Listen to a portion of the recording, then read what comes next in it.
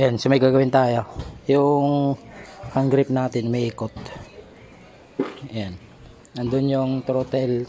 Tapos dito, may ikot siya. Ayan. Heng. So diskarte gagawin natin dito para hindi umikot. Pansamantagal. Ayan, tatanggalin mo natin to. Go. Tanggalin natin tong tornilyo. Yun. Sinalagyan natin ng tape para di umikot. May ikot eh. Ayan. So ito yung kanyang tornilyo.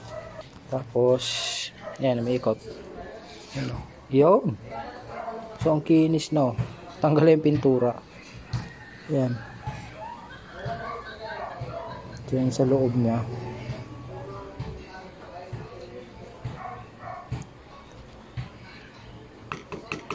Ayan. So original to. Hindi natin papalitan. Lalagyan lang natin ng tape. Kasi papasok ulit natin.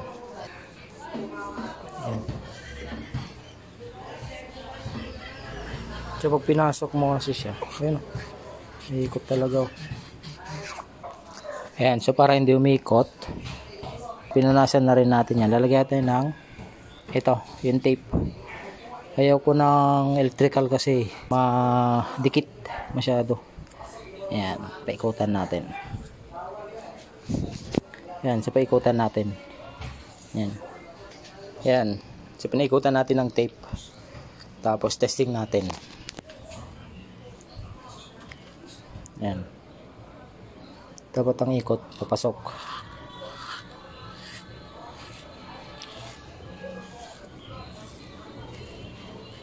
Ayan, so isa pa. Ayan, paikot din. Ayan. Isang ikot pa.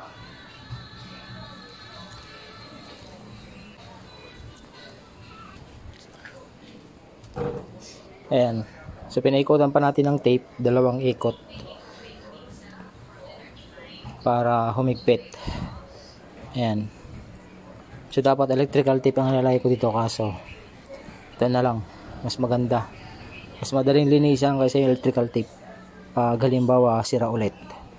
Ayan, so pansamantagal lang yan mga boss. Tapos lalagyan na natin. So nilinisan ko na sa loob.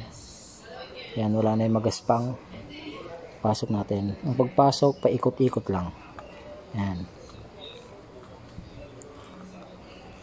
Para hindi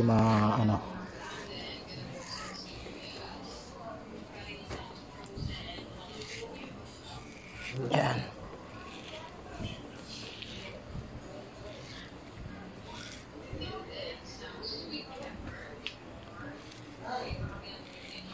Ayan, so nailagay na natin. So okay na.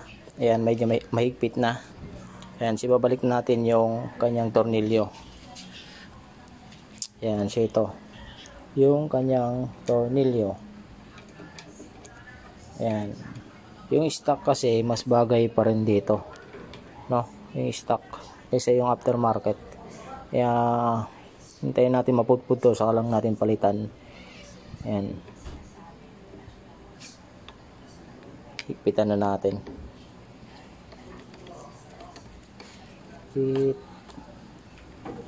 Yun. Yan, sinigpitan na natin. So okay na siya mga boss. So yan, okay na siya mga boss. Check.